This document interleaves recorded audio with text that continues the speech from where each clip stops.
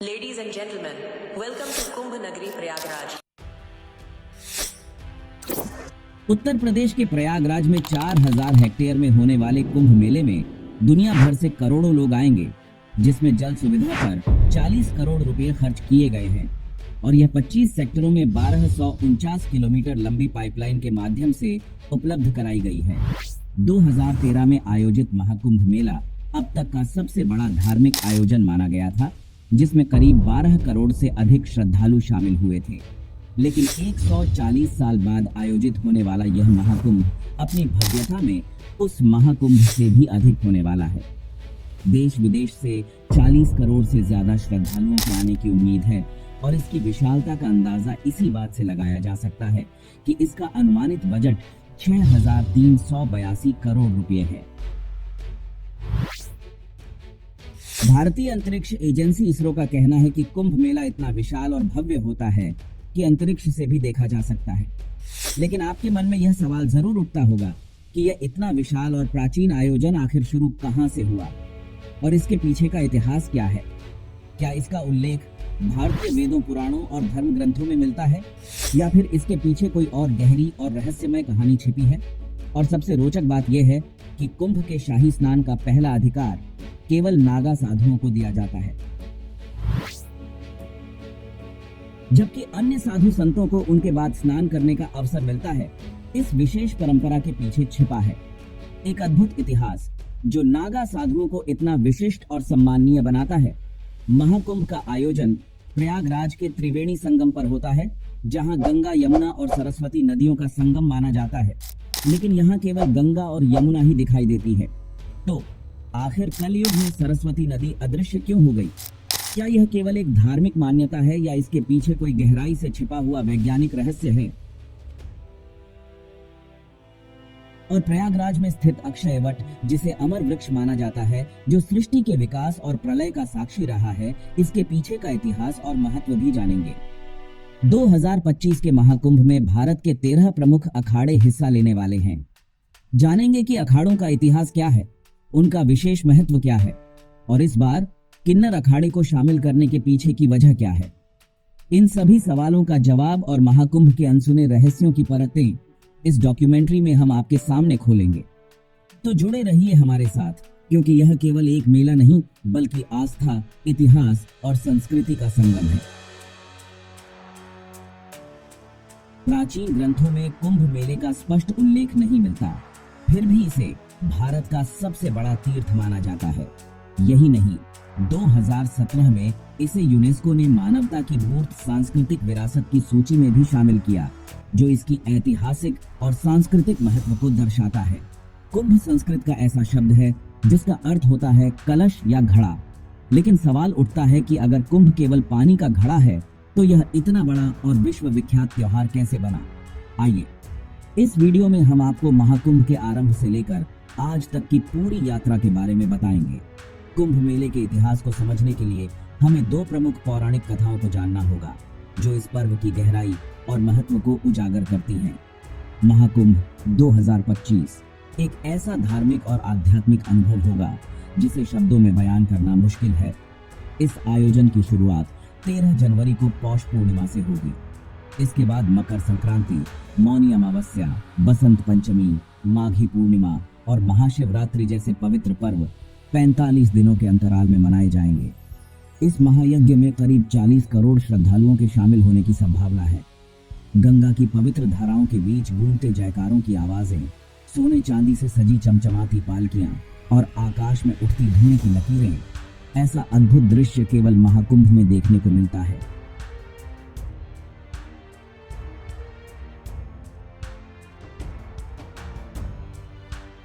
भारत की भूमि सदियों से आध्यात्मिकता और संस्कृति का केंद्र रही है।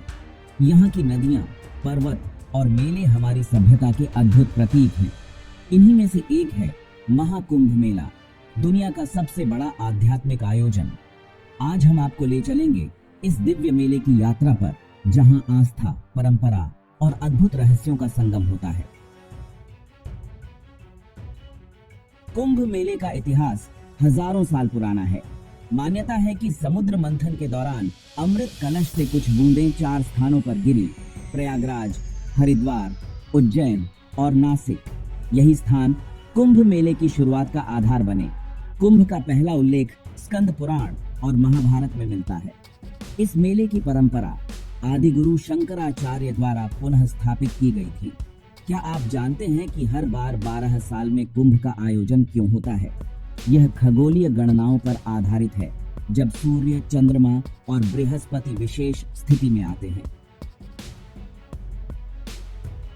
कुंभ मेला केवल एक मेला नहीं, बल्कि यह आत्मा की शुद्धि और मुक्ति का मार्ग माना जाता है। पवित्र स्नान कहते हैं कि कुंभ में गंगा, यमुना और सरस्वती में स्नान करने से पापों का नाश होता है। साधु संतों का समागम, यह मेला अखाड़ों के साधु संतों का अद्भुत प्रदर्शन है। सामाजिक और सांस्कृतिक महत्व, लाखों लोग यहाँ आते हैं, जिससे यह मानवता का सबसे बड़ा मिलन बनता है। क्या आप जानते हैं कि कुंभ मेला इतने बड़े स्तर पर कैसे आयोजित किया जाता है? प्रबंधन, लाखों भक्तों के लिए टेंट सिटी, भोजन व्यवस्था और सुरक्षा के व्यापक इंतजाम किए जाते हैं। चिकित्सा सुविधाएं और सफाई, कुंभ को स्वच्छ कुंभ के रूप में भी जाना जाता है। तकनीकी सहायता, GPS, AI और ड्रोन तकनीक का उपयोग। महाकुंभ मेला रहस्यों से भरा हुआ है। नागा साधुओं का जीवन, ये साधु पूरे वर्ष गुफाओं और जंगलों में तपस्या करते हैं और केवल कुंभ के समय प्रकट होते हैं। पवित्र शाही स्नान, यह मेले का मुख्य आकर्षण है। अद्भुत आंकड़े, हर बार करीब 10 से 20 करोड़ लोग इस आयोजन में शामिल होते हैं, जो इसे दुनिया का सबसे बड़ा धार्मिक आयोजन बनाता है। यूनेस्को ने कुंभ मेले को अमूर्त सांस्कृतिक धरोहर का दर्जा दिया है।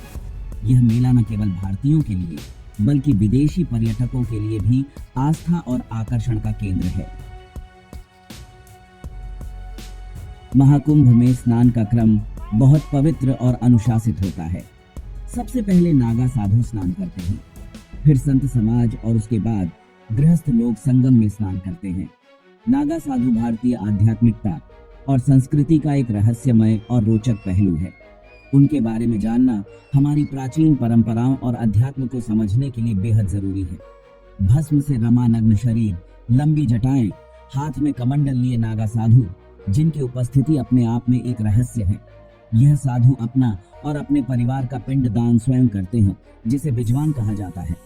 आम दिनों में यह कहाँ रहते हैं, क्या खाते हैं, ये कोई नहीं जानता, परंतु कुंभ के शाही स्नान में यह मोक्ष प्राप्ति के लिए डुबकी लगाते हैं, जो कि उनका जीवन का एकमात्र लक्ष्य है। सदियों से भारतीय संस्कृति और धर्म पर संकट के बादल मंडराते आए हैं। 14वीं से 16वीं शताब्दी का समय, जब मुगल आक्रमणकारी भारत की संस्कृति और धर्म पर वार कर रहे थे, धर्म खतरे में था। उस समय नागा साधुओं ने धर्म और संस्कृति की रक्षा में अहम भूमिका निभाई। ये साधु केवल शास्त्र ही नहीं, शस्त्र विद्या में भी निपुण थे और धर्म की रक्षा के लिए अपना जीवन तक न्योछावर करने को तैयार रहते थे।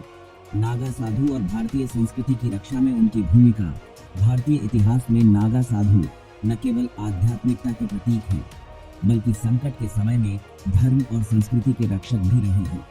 14वीं से 16वीं शताब्दी का काल भारतीय धर्म और संस्कृति के लिए सबसे चुनौतीपूर्ण समय था, जब विदेशी आक्रमणकारियों, विशेष रूप से मुगलों ने भारतीय परंपराओं, मंदिरों और धार्मिक स्थलों को निशाना बनाया।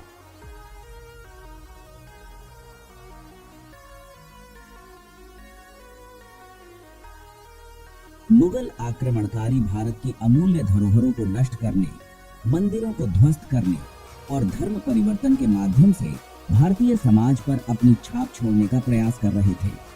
इन आक्रमणों के कारण भारतीय समाज न केवल धार्मिक रूप से कमजोर हो रहा था, बल्कि उसकी सांस्कृतिक जड़ें भी हिलने लगी थीं।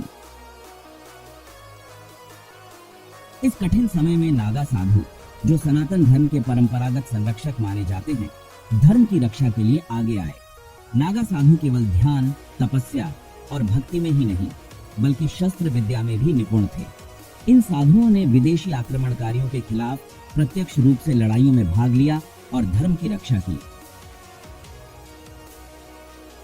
नागा साधुओं को उनकी कठोर तपस्या और वैराग्य के लिए जाना जाता है, परंतु जब धर्म पर संकट आया तो उन्होंने केवल शास्त्र ज्ञान, धार्मिक और आध्यात्मिक ज्ञान तक सीमित रहने के बजाय शस्त्र विद्या युद्ध कौशल को अपनाया। उन्होंने एक योद्धा संत के रूप में अपनी पहचान बनाई, जो धर्म की रक्षा के लिए युद्ध भूमि में उतरने से भी नहीं झिझकते थे। धर्म के रक्षक के रूप में उनका योगदान। मुगल आक्रमणों का विरोध। नागा साधुओं ने अपने अखाड़ों के माध्यम से सेना तैयार की और आक्रमणकारियों का सामना किया। उन्होंने धार्मिक स्थलों और हिंदू संस्कृति के प्रतीकों की रक्षा के लिए अपने प्राण तक न्योछावर कर दिए। संगठन का निर्माण।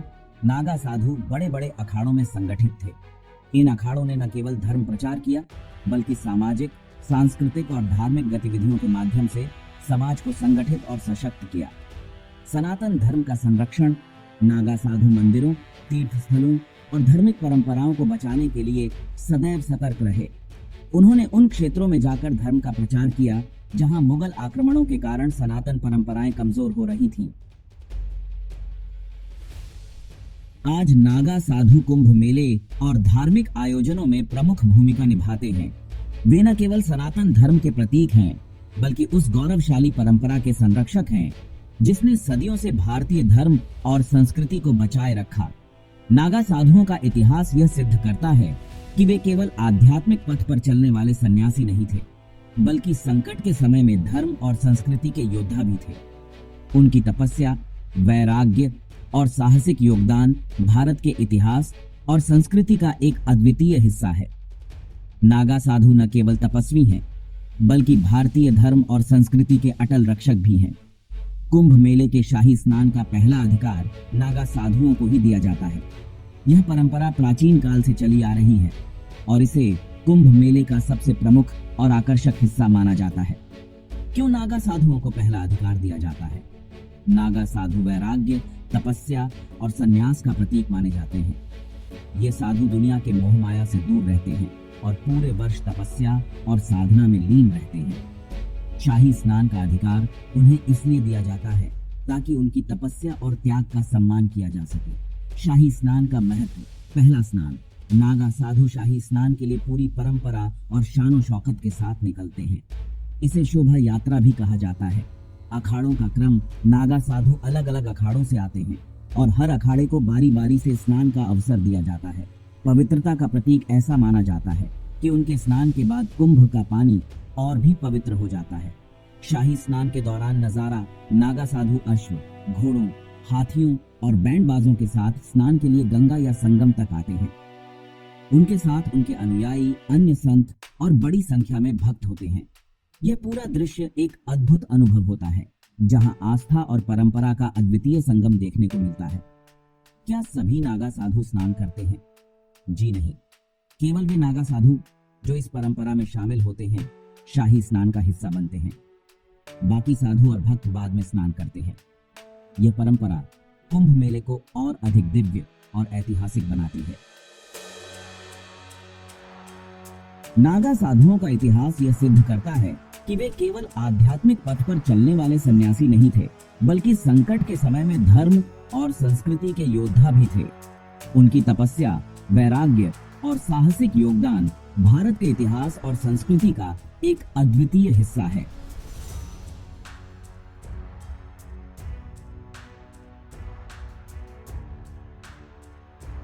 पौराणिक ग्रंथों में कुंभ का उल्लेख हमें इसकी प्राचीन धार्मिक और सांस्कृतिक महत्ता को समझने का अवसर देता है। नासिक और उज्जैन में आयोजित होने वाले मेलों को सिंहस्थ कहा जाता है। इसे सिंहस्थ इसलिए कहा जाता है क्योंकि जब बृहस्पति सिंह राशि में होता है और सूर्य तथा चंद्रमा की स्थिति मेला आरंभ होने की तिथि को विशेष महत्व प्रदान करती है। सिंह राशि का यह ज्योतिषीय संयोग नासिक और उज्जैन के कुंभ मेले को सिंहस्थ नाम देता है। अब सवाल उठता है कि कुंभ पर्व का स्वरूप एक त्योहार के रूप में कैसे विकसित हुआ। 14वीं शताब्दी के बाद तीर्थ यात्राओं और मेलों का चलन बढ़ा। यहाँ तक कि 19वीं सदी तक भी कहीं कुंभ मेलों का कोई जिक्र नहीं था। तो आइए इसे विस्तार से समझते हैं। कुंभ महोत्सव का आयोजन ज्योतिषीय गणनाओं और विशेष खगोलीय स्थितियों पर आधारित होता है। जब बृहस्पति कुंभ राशि में प्रवेश करते हैं और सूर्य मेष राशि में होता है, तब हरिद्वार में कुंभ महोत्सव आयोजित किया जाता है। प्रयागराज में कुंभ का आयोजन तब होता है जब बृहस्पति वृषभ राशि में और सूर्य तथा चंद्रमा मकर राशि में होते हैं। यह स्थिति आमतौर पर अमावस्या के दिन बनती है। नासिक में गोदावरी नदी के तट पर कुंभ महोत्सव तब होता है जब सूर्य और बृहस्पति सिंह राशि में प्रवेश करते हैं। उज्जैन में कुंभ तब मनाया जाता है जब बृहस्पति सिंह राशि में और सूर्य मेष राशि में होता है। महाकुंभ का आयोजन हर 12 साल में होता है। वेदों में बताए गए खगोल विज्ञान के अनुसार ब्रह्मांडी ऊर्जा का एक चक्र हर 12 साल में विशेष रूप से सक्रिय होता है। बृहस्पति और सूर्य की इन विशिष्ट खगोलीय स्थितियों के दौरान यह ऊर्जा पृथ्वी के कुछ खास स्थानों पर केंद्रित होती है। यही कारण है कि कुंभ महोत्सव धार्मिक और आध्यात्मिक दृष्टि से इतना महत्वपूर्ण है। कुंभ मेला दुनिया के सबसे बड़े धार्मिक आयोजनों में से एक है। इसकी भव्यता और विशालता ऐसी है कि इसे अंतरिक्ष से भी देखा जा सकता है। साल 2019 में भारतीय अंतरिक्ष अनुसंधान संगठन यानी इसरो ने अपने कार्टोसैट 2 उपग्रह के जरिए कुंभ मेले की तस्वीरें खींची थी। इन अद्भुत तस्वीरों में त्रिवेणी संगम की पवित्रता और नया यमुना पुल की सुंदरता साफ साफ दिखाई दे रही थी। यह नजारा न केवल आस्था का प्रतीक है बल्कि यह भारत की संस्कृति और धार्मिक एकता की एक झलक भी दिखाता है। महाकुंभ मेला केवल एक धार्मिक आयोजन नहीं, यह हमारी संस्कृति और आस्था का जीवंत प्रतीक है। क्या आप इस मेले का हिस्सा बनना चाहेंगे? कमेंट करके हमें बताएं। और अगर आपको यह वीडियो पसंद आया हो तो लाइक, शेयर और सब्सक्राइब जरूर करें। अगली बार हम आपको एक और रहस्यमय यात्रा पर ले चलेंगे। धन्यवाद।